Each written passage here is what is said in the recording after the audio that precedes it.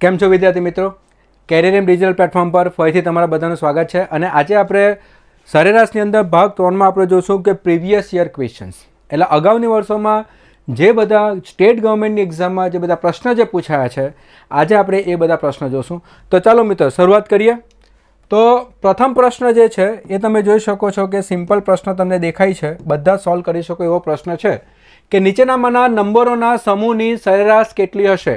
તો નીચે જે બધા સંખ્યાઓ જે આપેલી છે એની આપણે સરેરાશ શોધવાની છે. અને મિત્રો આ પ્રશ્ન પૂછાયો છે ગુજરાત પોસ્ટ ટેસ્ટ MTSની અંદર 2017ના પેપરમાં આ પ્રશ્ન જે છે તે પૂછાયો છે. તો મિત્રો પ્રશ્ન આપણે સોલ્વ કરીએ તો આપણે ખબર છે કે સરેરાશના પ્રશ્ન કેવી રીતે સોલ્વ થાય. સંખ્યા આપેલી છે, સંખ્યાઓની સરેરાશ આપણે શોધવાની છે. તો પ્રથમ તો જે છે કે સરેરાશ એટલે શું?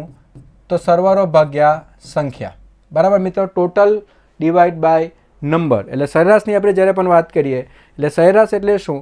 તો ભાઈ સરવાળો ભાગ્યા સંખ્યા. આ રીતે કે સરેરાશ જે છે એ થશે સરવાળો ભાગ્યા આપેલ કેટલી સંખ્યા, બરાબર.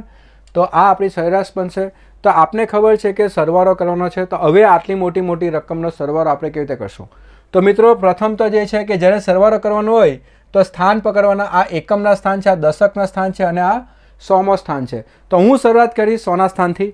તો પ્રથમ તો જે છે આ રીતે કે 1 + 1 કેટલા થવાના? 2, 2 ને 1 3, 4 5 6 7 ને 8. ફરીથી 1 + 1 2, 2 + 1 3, 3 + 2 5, 5 + 1 6, 6 + 2 કેટલા થવાના? 6 + 2 કેટલા થવાના? 8. પણ આપણે કયા સ્થાનના અંક લીધેલા છે? સોના સ્થાનના અંક, એટલે આપણે અહીંયા લખશું 800. હવે જે છે બીજા અંકો પકડીએ. 1 ને 8 9,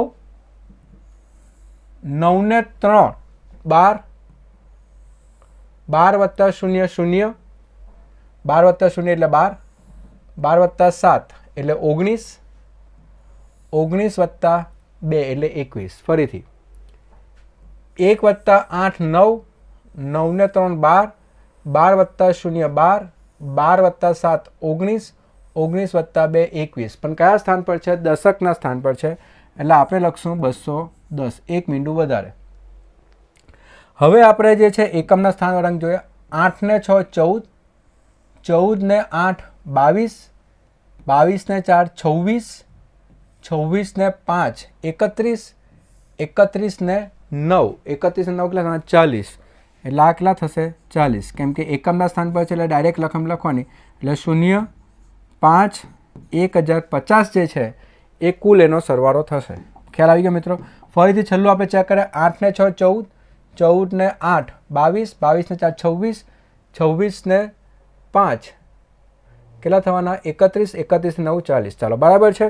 એટલે હવે આપણે આ જે સરવાળો જે આવ્યો છે એ કેટલો છે? 1050 ભાગ્યા કુલ સંખ્યા 1 2 3 4 5 6 એટલે 6 કુલ સંખ્યા. તો અહીંયા આપણે ભાગાકાર કરીએ તો 6 × 1 = 6 45, 6 × 7 = 42 અને 6 × 5 = 30. તો જવાબ કેટલા આવશે? 175. બધા મિત્રોને ખ્યાલ આવી ગયો હશે. તો ખાસ કરીને આપણે પ્રશ્ન જોયો તો પ્રશ્ન એકદમ સિમ્પલ છે. સંખ્યાનો સરવાળો કરવાનો ભાગ્યા જે છે કુલ સંખ્યા. પણ મેં તમને કીધું કે જ્યારે બી તમે સરવાળો કરો તો તમે આ પદ્ધતિથી જો સરવાળો કરશો તો પ્રશ્ન થોડો ઝડપમાં સોલ્વ થઈ જશે. ચાલો બધાને ખ્યાલ આવી ગયો. પહેલો પ્રશ્ન એકદમ સિમ્પલ પ્રશ્ન હતો. હવે આપણે આગળના પ્રશ્નમાં જઈશું. ને અગાઉના પ્રશ્નમાં આપણે ખાસ કરીને બધી શોર્ટકટ મેથડનો ઉપયોગ કરશું, કેમ કે બધી શોર્ટકટ મેથડ મેં તમને ભાગ 1માં અને ભાગ 2માં સમજાવ્યું છે અને બહુ ડિટેલમાં સમજાવ્યું છે. એટલા માટે તમે વિડીયોની લેન્થ પણ તમે જોઈ શકો છો કે દરેક વિડીયો આપણો 45 મિનિટ 1 કલાકનો જાય છે. શા માટે? કેમ કે દરેક પ્રશ્ન એકદમ ધીમે ધીમે આરામથી અને એકદમ ડિટેલમાં મેં તમને ભાગ 1 અને ભાગ 2માં સમજાવ્યું છે, જેથી જ્યારે આપણે આવા બધા પ્રશ્ન કરીએ તો તમે ફટાફટ સોલ્વ કરી શકો. તો મિત્રો અહીંયા આપણે જે બીજો પ્રશ્ન, અનિકેત દ્વારા ગણિત અને વિજ્ઞાનમાં મેળવેલ કુલ માર્ક્સ અંગ્રેજીના માર્ક્સ કરતાં 100 વધુ છે. આપણે એમ કહે છે અનિકેતને જે ગણિત અને વિજ્ઞાનમાં જે માર્ક મળ્યા છે એ અંગ્રેજીના કરતાં કેટલા વધારે છે? 100 વધારે છે. તેને અંગ્રેજીમાં કેટલા માર્ક્સ મેળવ્યા હશે? હવે આપણો પ્રશ્ન એ છે કે એને અંગ્રેજીમાં કેટલા માર્ક્સ મેળવ્યા હશે? જો 3 વિષયની સરેરાશ કેટલી છે? 60 હોય તો 3 વિષયની સરેરાશ તમને 60 વર્ષ આપી દીધી છે. તો અહીંયા ગુજરાત પોસ્ટ ટેસ્ટ MTS 2017ના પેપરમાં આ પ્રશ્ન ફરીથી પૂછાયો છે. તો અહીંયા આપણે આ પ્રશ્ન જોઈએ છે. તો આપણે પ્રથમ તો એમ કહે છે કે ગણિત એટલે આપણે એને મેથ્સ એટલે M તરીકે દર્શાવીએ. વિજ્ઞાન એટલે સાયન્સ આપણે એને એસ તરીકે દર્શાવીએ. એ કુલ માર્ક્સ અંગ્રેજી કરતાં, અંગ્રેજી એટલે ઇંગ્લિશ, એને આપણે ઈ તરીકે દર્શાવીએ, કરતાં 100 વધુ છે. એટલે આપણે એમ કહેવા માંગે છે કે અનિકેત દ્વારા ગણિત અને વિજ્ઞાનમાં મેળવેલ માર્ક્સ, એટલે ગણિતમાં અને વિજ્ઞાનમાં એના કેટલા માર્ક્સ આવ્યા છે, તો આપણે એમ કહેવા માંગે છે કે કુલ માર્ક્સ જે છે એ અંગ્રેજીના માર્ક્સ કરતાં 100 વધુ છે. એટલે અંગ્રેજીના જે પણ માર્ક્સ છે એના કરતાં કેટલા વધારે છે? 100 વધારે છે. આટલું આપણે આપ્યું છે પહેલું વાક્ય. અને છેલ્લું વાક્ય એમ કહે છે કે 3 વિષયની સરેરાશ કેટલા છે? 60 છે. હવે 3 વિષયની સરેરાશ જો 60 હોય તો 3 વિષયના સરવાળો એટલે m + s + e બરાબર કેટલા થાય? તો એ થશે 60 × 3 એટલે કેટલા થવાના? 180. ખ્યાલ આવી ગયો મિત્રો? 3 વિષયની સરેરાશ આપેલી છે. સરેરાશ જો 60 હોય તો સરવાળો કેટલો થવાનો? 60 × 3, કેમ કે વિષય કેટલા છે? 3. અને આપણે બધાને ખબર છે કે સરવાળો જે છે એટલે ટોટલ બરાબર કેટલું? સરેરાશ ગુણ્યા સંખ્યા. એટલે સરેરાશ છે 60, સંખ્યા છે 3, એટલે 3 વિષયનો સરવાળો કેટલો થવાનો? 180. અને હવે આપણી પાસે આ બે જે સમીકરણ છે, આ 1 અને 2, એના પરથી આપણે એ શોધવાનું છે કે અંગ્રેજીમાં કેટલા માર્ક્સ આવ્યા છે. તો મિત્રો હવે તમને અહીંયાથી દેખાય છે કે આપણે અંગ્રેજીના માર્ક્સ શોધવાના છે. અને પ્રથમ સમીકરણ પરથી તમે m + s બરાબર કેટલા? e + 100. તો આપણે e + 100 જે છે અહીંયા m + s ની જગ્યાએ તમે લખી શકો. એટલે e + 100 + e બરાબર કેટલા થવાના? 180. હવે આ 100 એ બાજુ મોકલી આપો અને e + e એટલે 2 વખત e થાય ને 180માંથી અહીંયા 100 બાદ થાય તો 2 વખત e બરાબર કેટલા થવાના? 80. તો અંગ્રેજીમાં માર્ક કેટલા થવાના? 80/2 એટલે કેટલા થવાના? 40. તો જવાબ કેટલો આવશે? 40. Option number D. ખ્યાલ આવી ગયો મિત્રો? તો અહીંયા જે છે તમે જોઈ શકો છો કે ખાલી પ્રશ્ન છે ને બરાબર સમજવાનો છે. જો એક વખત પ્રશ્ન બરાબર ખ્યાલ આવી ગયો તો ફટાફટ તમે એને સોલ્વ કરી શકો. ચાલો આગળ વધીએ. 5 સતત અંકોની સરેરાશ 7 થાય છે. સૌથી મોટો અંક કયો હશે? ફરીથી ગુજરાત પોસ્ટ ટેસ્ટ MTS 2017ના પેપરમાં 5 સતત અંકો. હવે સતત અંકોની વાત કરીએ ને એટલે આપણે કઈ અંકોની વાત થાય? ક્રમિક સંખ્યાઓની વાત થાય. કયા સંખ્યાઓની વાત થાય? ક્રમિક. કે 5 ક્રમિક અંકોની સરેરાશ જે છે એ 7 થાય છે તો સૌથી મોટો અંક કયો? હવે મિત્રો તમને ખ્યાલ છે કે આપણે પહેલા ભાગમાં શીખ્યા છે કે જો ક્રમિક સંખ્યાની વાત કરીએ અને સરેરાશ જો 7 આપેલી હશે તો 7 ક્યાં હશે? મધ્ય રકમ બની જશે. એ કયો હશે? મધ્યક બની જશે. એટલે વચ્ચેની સંખ્યા તમારી કઈ થઈ જાય? 7 થઈ જશે. અને એટલે સરેરાશ તમારી કેટલી છે? 7. અને એ જ જે છે તમારી મધ્ય રકમ થઈ જાય એટલે એ જ તમારી મધ્યક બની જાય. અને આપણે 5 સતત અંકો જે ગોઠવવાના છે, જો આ 5 સતત અંકો જે ગોઠવવાના છે એમાંની જો વચ્ચેની સંખ્યા 7 હશે તો આ બાજુની સંખ્યા 8 અને બીજી 9 અને આ બાજુની સંખ્યા 6 અને 5. તો આ 5 સતત સંખ્યા થઈ ગઈ. 5, 6, 7, 8, 9. અને હવે તમને એમ કહે છે કે સૌથી મોટો અંક કયો? તો અહીંયાથી તમને ખ્યાલ આવી જાય કે સૌથી મોટો અંક જે છે એ છે 9. એટલે આપણો જવાબ જે છે એ કયો છે? 9. 9 આપણો જવાબ આવી જાય. ઓપ્શન નંબર એ. ખ્યાલ આવી ગયા મિત્રો? તો આ પ્રશ્ન, આ પદ્ધતિ મેં તમને સમજાવી છે કે જો ક્રમિક સંખ્યાની વાત થાય, 5 સંખ્યા છે, સતત છે અને એમાં જો તમને સરેરાશ આપેલી હશે તો એ જ તમારો મધ્યક બની જાય, એ જ તમારી વચ્ચેની રકમ બની જાય. તો આ 5 હશે તો આ બાજુ 2 ગોઠવો અને આ બાજુ 2 ગોઠવો અને એ પ્રમાણે તમે આ પ્રશ્ન જે છે એ સોલ્વ કરી શકો. તો સિમ્પલ પ્રશ્ન હતો. જો તમને આ પદ્ધતિ ખ્યાલ હશે તો 10 થી 15 સેકન્ડમાં તમે આ પ્રશ્ન જે છે એ સોલ્વ કરી શકો. ફરીથી કહું છું, ભાગ 1ની અંદર આ બધી વસ્તુ મેં તમને ડિટેલમાં સમજાવી છે.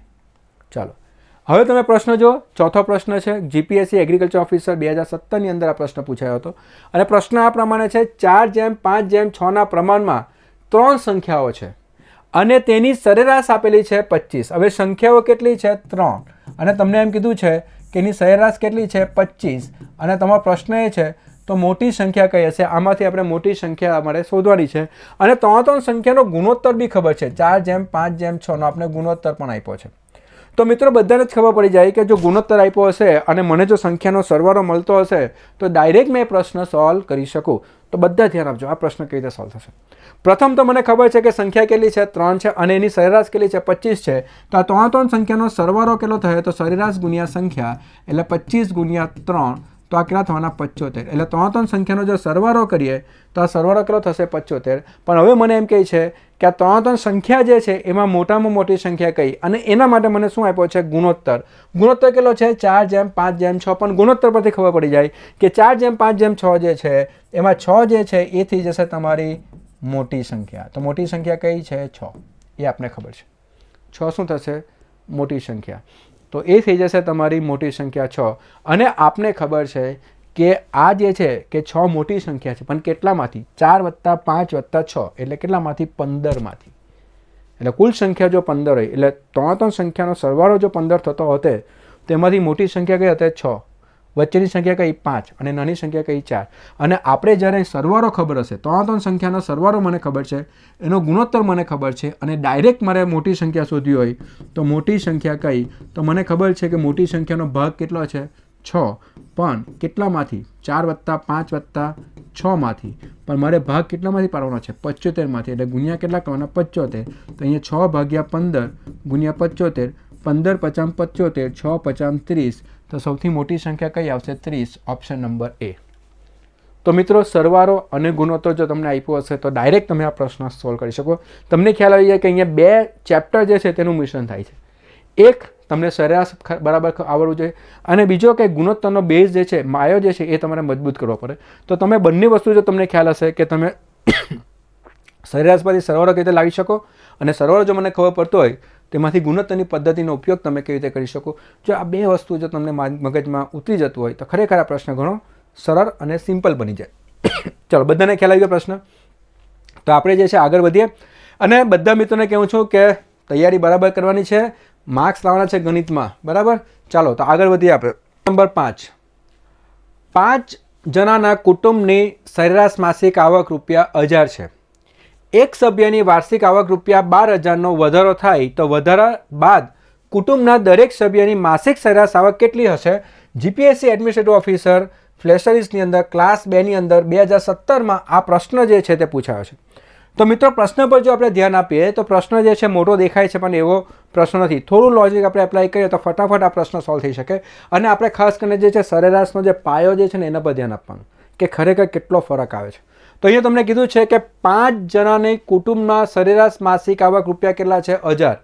એટલે સભ્ય કેટલા છે? 5. અને દરેકની જે છે સરેરાશ કેટલી છે? 1000. એટલે દરેક કુટુંબના વ્યક્તિ જે છે મહિનાના 1000 રૂપિયા કમાય છે. અને એવા જો 5 વ્યક્તિ હશે તો મહિનાના કેટલા કમાય છે? 5000 રૂપિયા.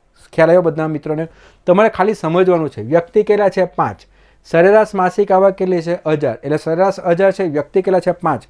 તો ખરેખર 5 વ્યક્તિ જે છે, દરેક વ્યક્તિ મહિનાના 1000 કમાય તો એક મહિનામાં કુટુંબમાં કેટલા રૂપિયા આવશે? 5000 રૂપિયા. એક સભ્યની વાર્ષિક આવકમાં ₹12,000નો વધારો થાય. મેં શું કીધું તમને? ફરક જે આવે છે તેના પર ધ્યાન આપો. એક સભ્યની વાર્ષિક આવકમાં, હવે એક સભ્યની વાર્ષિક આવકમાં જે છે 12,000નો ફરક આવ્યો, તો આ વધારા થયા બાદ કુટુંબના દરેક સભ્યની માસિક સરેરાશ આવકમાં કેટલો વધારો થશે? આપણે શું કીધું છે? સરેરાશમાં કેટલો વધારો થશે એ આપણો પ્રશ્ન છે. હવે મિત્રો, તમને આ પ્રશ્ન જો તમે જુઓ તો ફટાફટ તમે આ પ્રશ્ન આ રીતે સોલ્વ કરી શકો કે તમને ખબર છે કે કુટુંબમાં કેટલા છે? 5 જણ છે, અને એ લોકોની સરેરાશ કેટલી છે? 1000 છે. આ કેની વાત કરીએ? જ્યારે આપણે માસિક એટલે દર મહિનાની વાત કરીએ ત્યારે. હવે એક સભ્યની વાર્ષિક આવકમાં 12,000નો વધારો થયો. હવે એક વ્યક્તિ જે છે, સમજો વાર્ષિક આવકમાં, વાર્ષિક આવક જે છે એમાં વધારો કેટલો થયો? તો 12,000 રૂપિયાનો વધારો થયો. આ વધારો કીધો છે, શું કીધું છે? 12,000 રૂપિયાનો કેટલો થાય છે? વધારો. ક્યારે? વાર્ષિક. વાર્ષિક એટલે કેટલા? 12 મહિનામાં. એટલે 12 માસમાં એનો વધારો કેટલો થયો? 12,000. તો મહિનામાં એનો વધારો કેટલો થાય? તો એક મહિનામાં એટલે એક માસમાં એનો વધારો કેટલો? એક માસ વધારો કેટલો? તો 12,000 રૂપિયા ભાગ્યા 12 કરવા પડે. તો ખરેખર મહિનામાં એના કેટલા રૂપિયા વધ્યા? 1,000 રૂપિયા વધ્યા. પણ તમને ખબર છે કે તમારે શું શોધવાનું છે? સરેરાશ આવક કેટલી? કેટલા સભ્યોની? 5 સભ્યોની. તો હવે ખબર છે કે એક માસમાં એનો વધારો કેટલો થયો? 1000 રૂપિયા. એટલે જે એક વ્યક્તિ જે છે તે દર મહિનાએ કેટલા રૂપિયા વધારે લાવવાનો? 1000 રૂપિયા વધારે લાવવાનો. કેમ કે એ વર્ષના 12,000 રૂપિયા વધારે કમાય છે, તો એને મહિનાના કેટલા રૂપિયા વધારે કમાય છે? 1000 રૂપિયા. પણ આપણે શું શોધવાનું છે કે સરેરાશ માસિક આવકમાં શું ફરક આવશે? તો આ જે 1000 રૂપિયા જે છે, બરાબર, તે કેટલા ભાગમાં વેચવાના? 5 ભાગમાં વેચાશે. કેમ કે સભ્ય કેટલા છે? 5. તો માસિક જે છે, માસિક સરેરાશમાં કેટલો ફરક આવે? તો માસિક સરેરાશ જે છે કે આપને ખબર છે કે સરેરાશ તો 1000 છે જ, જે આપણે પહેલેથી જ ખબર છે. પણ હવે દરેક કુટુંબના જે છે કે દરેક કુટુંબના સરેરાશમાં કેટલો વધારો થવાનો? તો 1000 રૂપિયા વધારે આવવાના. પણ આ જે 1000 રૂપિયા વધારે આવવાના એ કેટલા સભ્યોમાં વેચાવાના? 5 સભ્યોમાં. તો આ 1000 વત્તા આ 5 દુ 10 200 એટલે ખરેખર માસિક સરેરાશ કેટલી થશે 1200 રૂપિયા. બધાને ખ્યાલ આવી ગયો? આ રીતે તમે પ્રશ્ન સોલ્વ કરો તો બહુ સિમ્પલ સરળતાથી પ્રશ્ન સોલ્વ થઈ જાય. ફરીથી ખાલી એક વખત તમને સમજાવી દઉં કે આપને ખબર છે કે મહિનાની સરેરાશ કેટલી છે 1000. આપણે એ જ શોધવાનું છે કે સરેરાશમાં કેટલો ફરક આવશે. બરાબર? તો મહિનાની જે સરેરાશ છે 5 સભ્યોની સરેરાશ કેટલી છે 1000. હવે આપણે એમ કહે છે કે એક વ્યક્તિ વર્ષના 12000 રૂપિયા વધારે કમાવાનો. વર્ષના 12000 વધારે તો મહિનાના કેટલા રૂપિયા વધારે લાવશે? 1000 રૂપિયા વધારે લાવશે. પણ આ જે મહિનાના જે 1000 રૂપિયા વધારે લાવશે એ કેટલા સભ્યમાં વેચાશે? તો એ 5 સભ્યમાં વેચાશે. તો વધારો કેટલાનો થયો? 200નો વધારો થયો. પણ આ 200નો વધારો કેટલામાં થશે? સરેરાશમાં. એટલે 1000 વત્તા 200 તો ડાયરેક્ટ તમને જવાબ મળે કેટલો? 1200. ક્લાસ 2ની અંદર આ પ્રશ્ન જે છે તે પૂછાયો હતો અને તમે આ પ્રમાણે આ પ્રશ્નને જે છે તે સોલ્વ કરી શકો. ચાલો મિત્રો આગળ વધીએ. છઠ્ઠો પ્રશ્ન જુઓ. પ્રથમ 10 અવિભાજ્ય સંખ્યાઓની સરેરાશ શું થાય? જુનિયર ક્લાર્ક 2017ના પેપરમાં આ પ્રશ્ન પૂછાયો છે અને આપને ખબર છે કે અવિભાજ્ય સંખ્યાનું મહત્વ ઘણું વધારે છે. પરીક્ષાની અંદર અવિભાજ્ય સંખ્યા જે છે એનું મહત્વ ઘણું વધારે છે અને આગળ પણ મેં તમને સમજાવ્યું છે કે અવિભાજ્ય સંખ્યા એટલે કયા પ્રકારની સંખ્યા?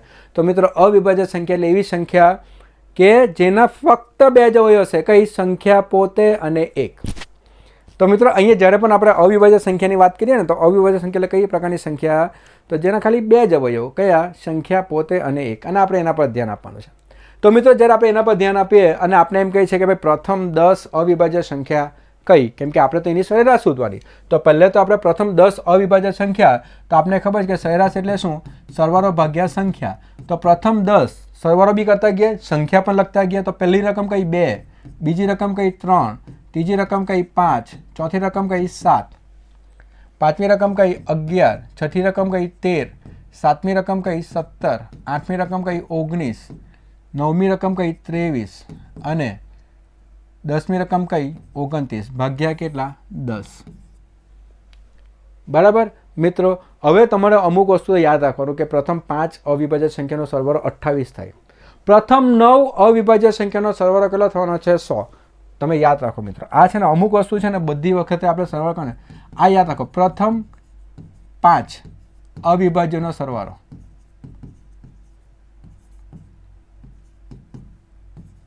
આ બધું છે ને અમુક વસ્તુ યાદ રાખવી પડે આપણે. અને આ તો ખાસ યાદ રાખો. પ્રથમ 9 અવિભાજ્ય સંખ્યા હશે ને એ 100 થાય છે મિત્રો. આ ખાસ ધ્યાન રાખો. પ્રથમ 9 સંખ્યા જો આપણે પકડીએ ને એનો સરવાળો કેટલો થાય છે? 100. આ વસ્તુ યાદ રાખવાની. પ્રથમ 5નો સરવાળો કેટલો થાય છે? 28. તમે ગણી શકો. અને પ્રથમ 9 સંખ્યાનો સરવાળો કેટલો થવાનો? 100. કેમ કે પરીક્ષામાં આ બધું કાં ગણતરી કરવા જવાના? એટલે અમુક રકમ સુધી તમારે યાદ રાખવાનું. પછી જે વધારો ઘટાડો જે થતો હોય એ તમારે કરી નાખવાનો. તો હવે તમને ખબર છે કે પ્રથમ 100 સંખ્યાનો સરવાળો પ્રથમ 9 સંખ્યાનો સરવાળો કેટલો થાય? 100. એટલે અહીંયા સુધીનો સરવાળો જે છે અહીંયા સુધીનો સરવાળો જે છે એ કેટલો થશે? 100 થશે. પ્રથમ 9 સંખ્યાનો સરવાળો કેટલો થવાનો? 100. એટલે આ જે 9 સંખ્યા જે છે એનો સરવાળો કેટલો છે? 100. અને બાકીની એક સંખ્યા 10મી સંખ્યા કઈ? 29. તો ખરેખર સરવાળો કેટલો થવાનો? તો એ સરવાળો થશે 129 અને ભાગ્યા કેટલા છે? 10. તો જવાબ કેટલા આવશે? 12.9. આ પ્રમાણે તમારો પ્રશ્ન થોડો સ્પીડમાં નીકળી જાય. આ બે એક વસ્તુ જે છે ને તમારે ખરેખર યાદ રાખવાનું પહેલેથી. ખ્યાલ આવી ગયો મિત્રો? ચાલો આપણે આગળ વધીએ. પ્રથમ 5 પ્રાકૃતિક અવિભાજ્ય સંખ્યાની સરાસરી ખાલી જગ્યા છે. અત્યારે હું તમને કહી ગયો રેવન્યુ તલાટી 2013માં પણ પૂછાયો છે. DPSSC જુનિયર ક્લાર્ક 2017માં પણ આ પ્રશ્ન જે છે તે પૂછાયો છે. અને આપણે એમ કહે છે કે પ્રથમ 5 પ્રાકૃતિક અવિભાજ્ય સંખ્યા. પ્રથમ 5 પ્રાકૃતિક અવિભાજ્ય સંખ્યાની આપણે સરાસરી શોધવાની. ફરી ટોટલ ભાગ્યા સંખ્યા 2 + 3 + 7 5 + 7 + 11 ભાગ્યા કેટલા? 5. અને અત્યારે જ મેં તમને કહી ગયો કે એનો સરવાળો કેટલો થવાનો? 28. તો 5 × 5 = 25 અને 5 × 30 તો 5.6 જે છે તે એનો જવાબ આવશે. ખ્યાલ આવી ગયો મિત્રો? બધાને ખબર પડી ગઈ? તો તમે ડાયરેક્ટ એટલે મેં તમને કીધું કે અમુક સરવાળો આપણે યાદ રાખવાનો જેથી પ્રશ્ન જે છે પરીક્ષામાં ફટાફટ તમે સોલ્વ કરી શકો. તો 7મો પ્રશ્ન આપણે જોઈએ. આગળ વધીએ. એક ક્રિકેટ ટીમ દ્વારા બનાવેલ રનની સરેરાશ 50 છે. એક ક્રિકેટ ટીમ દ્વારા બનાવેલ રનની સરેરાશ કેટલી છે? 50 છે. હવે ક્રિકેટ ટીમની વાત થાય એટલે પ્લેયર કેટલા? 11 અને એ લોકો સરેરાશ રન કેટલા માર્યા છે? 50 છે. જો કેપ્ટનના રદ બાદ કરવામાં આવે, કેપ્ટનને જો બાદ કરવામાં આવે તો સરેરાશ 5 વધી જાય છે. જો કેપ્ટનના જો બાદ કરવામાં આવે તો સરેરાશમાં કેટલો વધારો થયો? 5નો વધારો થયો. તો કેપ્ટનના રન કેટલા? તો આપણે કેપ્ટનના રન શોધવાના છે. સિનિયર ક્લાર્કમાં આ પ્રશ્ન પૂછાયો છે 2016 અને જુનિયર ક્લાર્ક 2018માં પણ આ પ્રશ્ન જે છે તે પૂછાયો છે. તો મિત્રો પ્રથમ આપણે મેથડ આપણે જોઈએ તો ક્રિકેટનીમાં ખરેખર પહેલે કેટલા પ્લેયર આવે? 11 પ્લેયર આવે અને દરેકની સરેરાશ કેટલી છે? 50. એટલે A1 બરાબર 50. તો ખરેખર કુલ રન કેટલા માર્યા? તો કુલ રન એટલે ટોટલ કેટલા માર્યા? તો સરેરાશ ગુણ્યા સંખ્યા. તો સરેરાશ છે 50, સંખ્યા છે 11, તો 550 રન જે છે આખી ટીમે મારેલા. પણ જો એમાં આપણે કેપ્ટનને રદ કરી નાખીએ, કોને રદ કરવાના છે મિત્રો? કેપ્ટનને રદ કરવાના. હવે કેપ્ટનને રદ કરી નાખીએ તો સંખ્યા કેટલી થઈ ગઈ? 10. અને સંખ્યા જો 10 થાય છે પણ એની સાથે સરેરાશમાં વધારો થયો. હવે સરેરાશમાં વધારો થયો, કેપ્ટનને રદ કરતાં સરેરાશમાં વધારો થઈ ગયો, એટલે ખરેખર કેપ્ટનને રન જે છે ને ઓછા માર્યા હશે.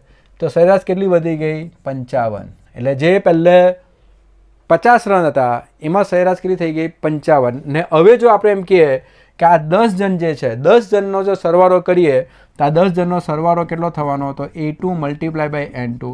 તો સરેરાશ આવી છે 55, સંખ્યા છે 10, તો કેટલા રન થયા? 550 રન. ખ્યાલ આવી ગયા મિત્રો? તો પહેલે જે 11 ખેલાડીએ કુલ રન કેટલા મારેલા હતા? 550. પણ જો એમાંથી કેપ્ટનના રન આપણે બાદ કરી નાખીએ તો સરેરાશમાં 5નો વધારો થયો. તો આપણે જો હવે આ 10 જે છે ખેલાડીઓએ રન કેટલા માર્યા છે? તો 550 રન માર્યા છે. તો હવે આપણે ખ્યાલ આવી જાય કે 11 ખેલાડીઓ હતા ત્યારે 550 રન તો થયેલા હતા, એમાંથી 10 કેપ્ટનને બાદ કરતાં જો 10 જે ખેલાડીઓ છે એ લોકોએ જ 550 રન માર્યા છે. તો કેપ્ટને કેટલા રન માર્યા છે? 0 રન. તો કેપ્ટનના રન કેટલા? તો કેપ્ટન જે છે એ કેટલા પર આઉટ થયો હશે? તો 550માંથી 550 બાદ કરવાના, એટલે કેટલા? 0. તો કેપ્ટનના રન કેટલા? 0. બધાને ખબર પડી ગઈ? ખ્યાલ આવી ગયો? બરાબર. તો કેપ્ટનના રન જે છે તે કેટલા છે? 0 છે. હવે આને તમે ડાયરેક્ટ પણ કરી શકાય. બધાને ખ્યાલ આવ્યો હશે? મેં તમને કંઈ સમજાવ્યું છે? 11 જણના સરવાળામાંથી 10 જણનો સરવાળો બાદ કરી નાખો તો કોના રન બાકી રહેવાના? કેપ્ટનના, કેમ કે કેપ્ટન જ નીકળી ગયો છે. તો એના રન કેટલા છે? 0 રન છે. હવે મિત્રો આને ડાયરેક્ટ તમે કેવી રીતે કરી શકો? તો ડાયરેક્ટ આ પ્રશ્ન છે ને તમે આ રીતે કરી શકો. જો તમને ખબર છે કે કેપ્ટન જે છે, કેપ્ટનને બાદ કરીએ અને જે બાકીના જે ખેલાડીઓ જે છે એની સરેરાશ વધે, એનો અર્થ એ થાય કે કેપ્ટનના રન જે છે તે ઓછા છે. કેપ્ટનના રન ઓછા છે. કેમ કે જો કેપ્ટનના રન વધારે હતા અને નીકળી જતા અને સરેરાશ ઘટી જતા તો જેના વધારે હતા તે જ નીકળી ગયો, તો રન ઘટી જવાના. પણ આ તો એમ કહે છે કે ભાઈ કેપ્ટન સમૂહમાંથી નીકળી જાય છે, એટલે કેપ્ટન જે છે ટીમમાંથી નીકળી જાય, એટલે કેપ્ટનના રન આપણે બાદ કરી નાખીએ. ને પરિસ્થિતિ શું થાય છે કે બધાની સરેરાશ જે છે તો શું થાય છે? સરેરાશ વધી જાય છે. એટલે પેલા 10ની સરેરાશ વધી ગઈ જ્યારે કેપ્ટનના રન બાદ કરીએ ત્યારે. એનો અર્થ એ થાય કે કેપ્ટનના રન જે છે આગળના સરેરાશ કરતાં એના રન ઓછા છે. તો કેટલાથી ઓછા છે? તો 50 રનથી તો એને ઓછા જ માર્યા છે. હવે કેટલા ઓછા માર્યા? તો દરેક રિયા કેટલા? કેપ્ટન નીકળી ગયા પછી રિયા કેટલા? 10 જ જણ રહ્યા અને 10 જણની સરેરાશમાં કેટલા? 5. એટલે ગુણ્યા કેટલા કરવાના? 5. 5 વધી ગયા તો 50 ગુણ્યા 10 ગુણ્યા 5 એટલે 50. તો ખરેખર કેપ્ટનના રન કેટલા છે? 0. બરાબર.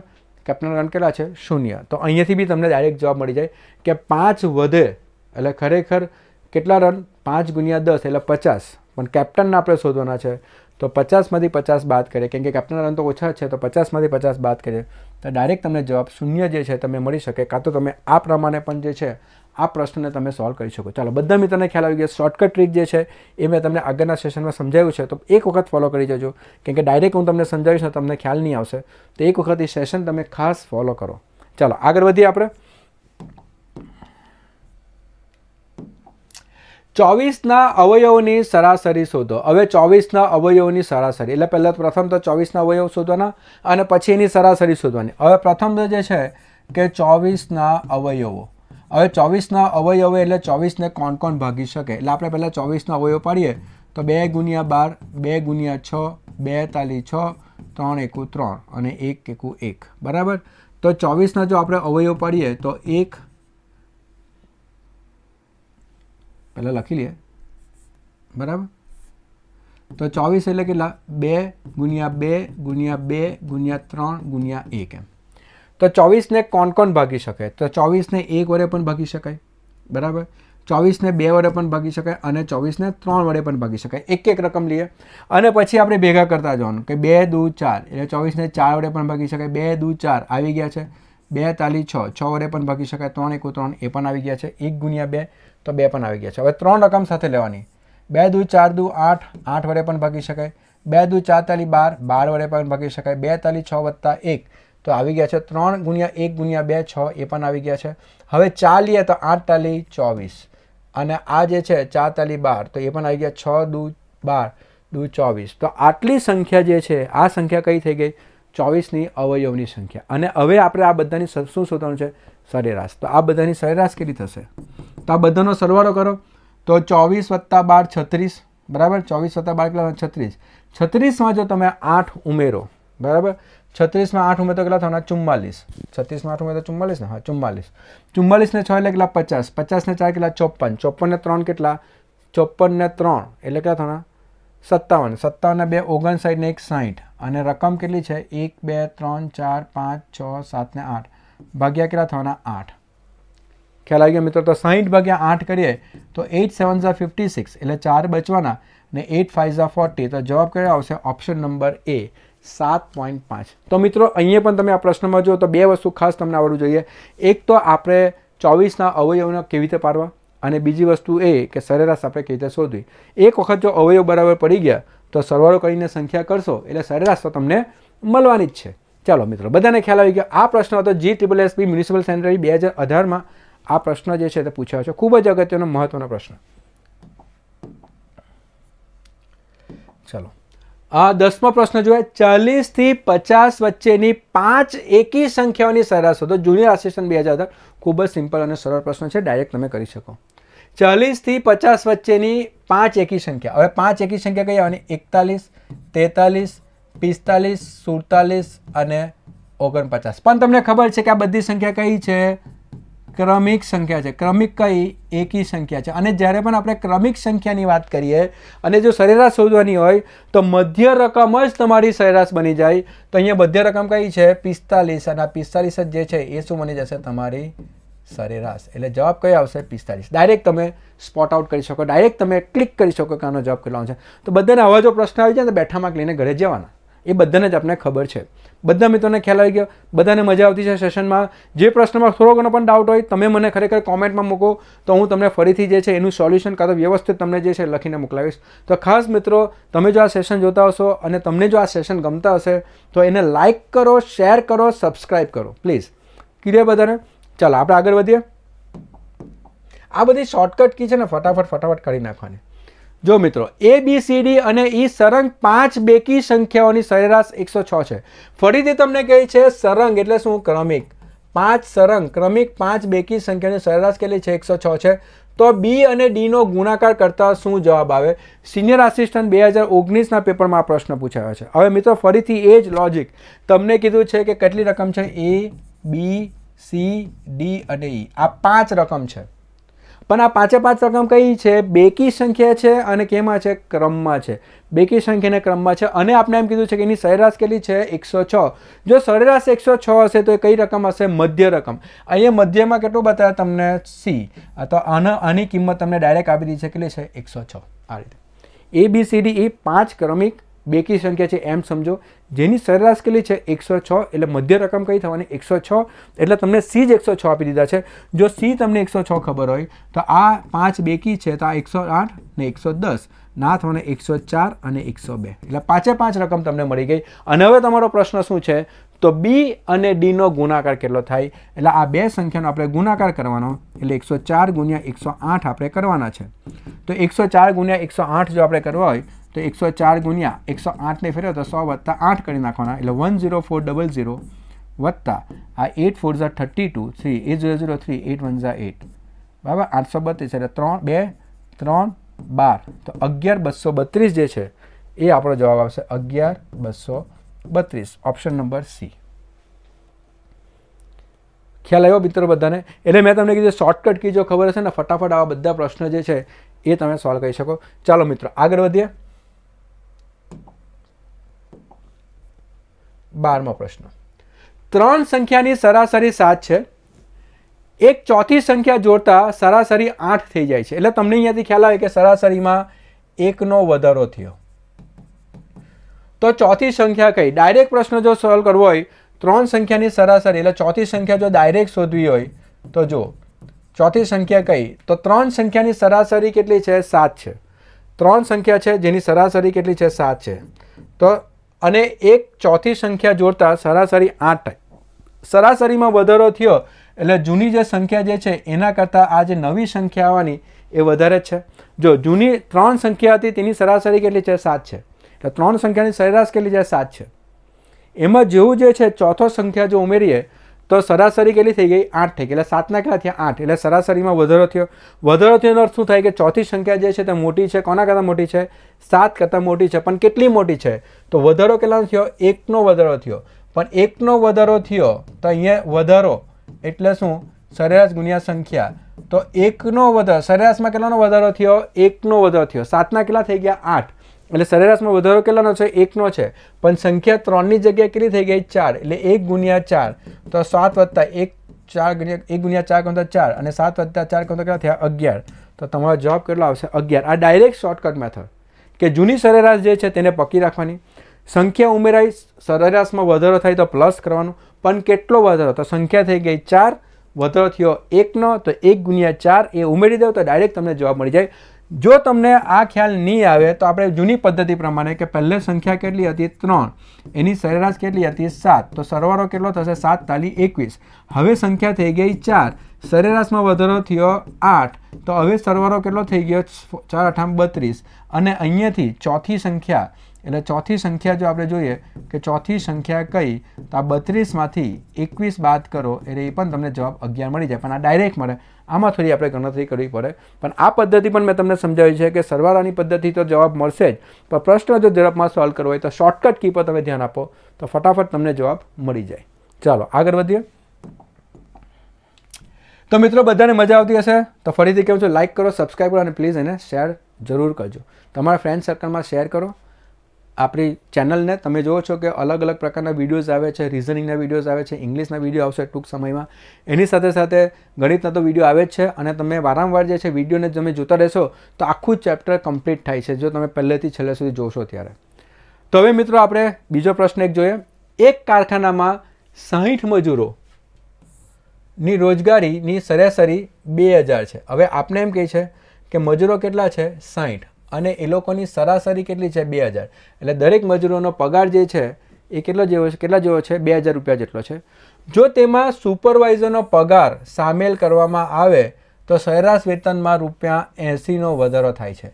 હવે જો મિત્રો આગળનો પ્રશ્ન જોયો ને તેવો જ છે. જો એમાં સુપરવાઇઝર જો ઉમેરવામાં આવે તો સરેરાશ રૂપિયા કેટલાનો વધારો થાય છે? 80 રૂપિયાનો સરેરાશ વધારો થાય છે. એટલે દરેકના પગારમાં 80 રૂપિયા વધી જાય તો સુપરવાઇઝરનો પગાર કેટલો? ફરીથી આપણે ડાયરેક્ટ કરશું. GSSB સુપરવાઇઝર ઇન્સ્ટ્રક્ટર 2019ના પેપરમાં આ પ્રશ્ન પૂછાયો છે. આપણે શોધવાનું છે સુપરવાઇઝરનો પગાર. ડાયરેક્ટ કરશું આપણે સુપરવાઇઝરનો પગાર કેટલો. તો મિત્રો હવે બધાને ખબર જ છે કે પહેલે 60 મજૂરો જ્યારે કામ કરતા હતા ત્યારે એ લોકોની સરાસરી કેટલી છે? 2000 છે. એટલે દરેકના પગાર કેટલો? સમજો કે દરેકની રોજગારી એટલે શું? પગાર. દરેકનો પગાર કેટલો છે? 2000 રૂપિયા. એટલે 60 મજૂર જે છે એનો પગાર આપણે 2000 છે. જો તેમાં સુપરવાઇઝરનો પગાર સામેલ કરવામાં આવે એટલે સુપરવાઇઝર જો સામેલ કરવામાં આવે તો આપણે ખબર પડી જાય કે સંખ્યા જે છે 60ની જગ્યાએ કેટલી થઈ જશે? 61 થઈ જશે. જો સુપરવાઇઝરનો પગાર આપણે એમાં સામેલ કરવામાં આવે તો ખરેખર તો સરેરાશ વેતનમાં ₹80નો વધારો થાય. 80નો વધારો થાય એટલે બધાની જે છે સરેરાશ પગારમાં કેટલા રૂપિયા વધવાના? 80 રૂપિયા વધી ગયા. એનો અર્થ એ થાય કે સુપરવાઇઝરનો પગાર તો આજે જૂની સરેરાશ જે છે 2000, જૂની સરેરાશ 2000થી તો વધારે છે. પણ કેટલી વધારે છે? તો ભાઈ દરેક જણ છે. દરેક એટલે કેટલા? પેલા 60 હતા વત્તા 1. અને અહીંયા મેં તમને કીધું આટલું જ યાદ રાખવાનું, સરેરાશ ગુણ્યા સંખ્યા યાદ રાખવાનું કે કુલ વધારો કેટલો? કુલ વધારો કેટલો એ જ ધ્યાનમાં રાખવાનું. જો વધતો હોય તો વધારો, ઘટતો હોય તો ઘટાડો. તો કેટલો વધારો થાય છે? તો કુલ સંખ્યા કેટલી થવાની? 61. પણ દરેકમાં કેટલા રૂપિયા વધી જવાના? 80. એટલે 61 ગુણ્યા 80 કરવાના.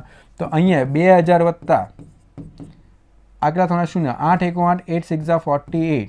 તો અહીંયા જે છે 4000 ₹6,880 વધશે એટલે ટોટલ કેટલા થવાના? 6,880. તો અહીંયા જે છે સુપરવાઇઝરનો પગાર કેટલો? 6,880. ડાયરેક્ટ તમને જવાબ મળી જાય. કોઈ આપણે ગણતરી એટલી લાંબી ટૂંકી કરવાની નહીં રહેશે. જો તમે આ પદ્ધતિને બરાબર સમજશો. ફરીથી એક વખત સમજાવું છું. સુપરવાઇઝર આવે છે, બધાના પગારમાં ₹80 વધારો થવાનો, કેમ કે સરેરાશ ₹80 વધારો થાય છે.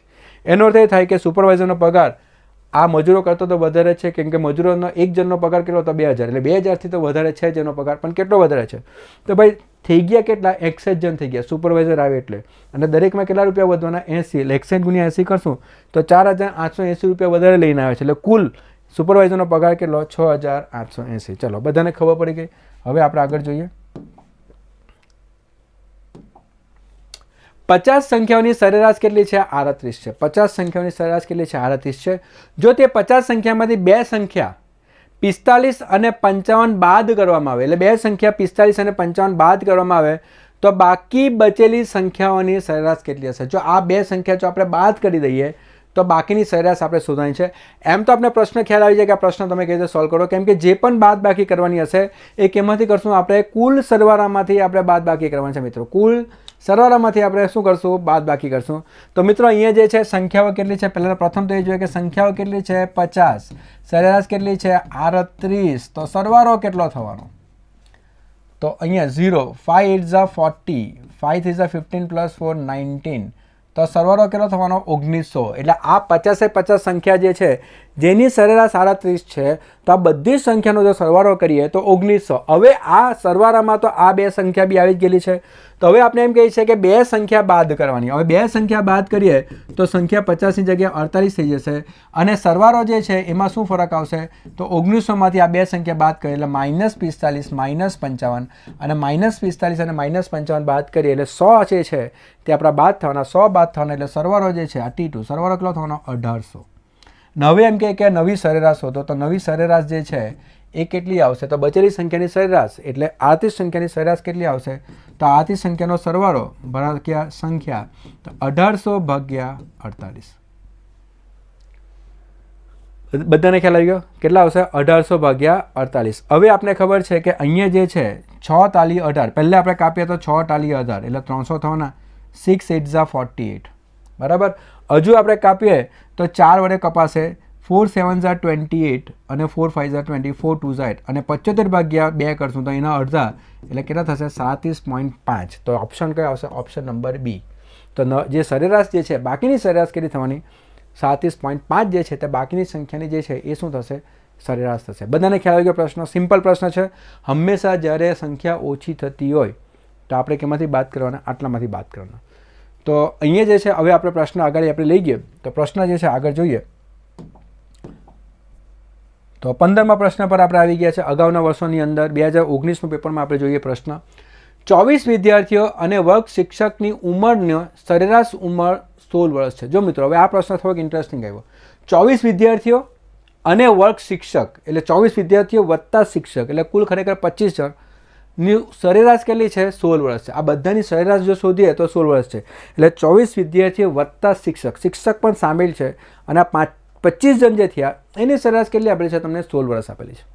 જો વર્ગમાં શિક્ષકની ઉંમર બાદ કરવામાં આવે, હવે વર્ગમાંથી શિક્ષકની ઉંમર બાદ કરવામાં આવે તો સરેરાશ ઉંમરમાં 1 વર્ષ ઓછી થાય છે અને સરેરાશ ઉંમર કેટલી થાય છે? ઘટી જાય છે. 100% ઘટવાની, કારણ કે વિદ્યાર્થીઓમાં શિક્ષકની ઉંમર તો વધારે જ હશે અને જો એ વિદ્યાર્થીઓના સમૂહમાંથી શિક્ષક જ બહાર નીકળી જાય તો સરેરાશમાં ઘટાડો થવાનો. પણ સરેરાશમાં ઘટાડો કેમ થાય છે? કેમ કે શિક્ષકની ઉંમર જે છે તે વધારે હતી અને જેની ઉંમર વધારે હતી તે જ જો બહાર નીકળી જાય તો હંમેશા સમૂહના સરેરાશમાં ઘટાડો થવાનો જ છે. તો અહીંયા જે છે થાય છે કેટલા વર્ષનો ઘટાડો થાય છે? 1 વર્ષનો ઘટાડો થાય છે. તો વર્ષ શિક્ષકની ઉંમર શોધો. તો આ શિક્ષકની આપણે જે છે ઉંમર શોધવાની છે. હવે મિત્રો ડાયરેક્ટ જો આપણે પ્રશ્ન કરીએ તો આ શિક્ષકની ઉંમર આપણે શોધવાની છે અને આપને બહુ ક્લિયર છે કે સમૂહમાંથી જ્યારે શિક્ષક બહાર નીકળી જાય છે તો સરેરાશ ઘટી જાય છે. તો 100% શિક્ષકની ઉંમર જે છે જે જૂની સરેરાશ છે 16 વર્ષ કરતાં તો વધારે જ હશે. કારણ કે જેની ઉંમર વધારે હતી એ જ જો બહાર નીકળી જાય અને સરેરાશ ઘટી જાય, તો જે શિક્ષક બહાર નીકળી ગયો એની ઉંમર તો 16 વર્ષ કરતાં વધારે જ હતી. પણ કેટલી વધારે હતી? તો હવે આપણે ખબર છે ફરીથી કેટલી વધારે હતી? તો સરેરાશ ગુણ્યા સંખ્યા. તો હવે આપણે ખબર છે કેટલી વધારે હતી, સરેરાશ 1થી ઓછી થાય છે. તો સરેરાશમાં કેટલા થવાના? 1. પણ સંખ્યા કેટલી હતી? તો પહેલે જે 25 હતી તેમાંથી શિક્ષક તો નીકળી ગયો, તો સંખ્યા કેટલી થઈ ગઈ? 24. તો અહીંયા 16 + 24, તો જવાબ કેટલો આવશે? 40. તો શિક્ષકની ઉંમર કેટલી? 40 વર્ષ. અહીંયા જે છે આપણે એ રીતે સમજવાનું છે કે શિક્ષકની ઉંમર 16 કરતાં વધારે છે, પણ શિક્ષક પાસે કેટલી વધારાની ઉંમર હતી?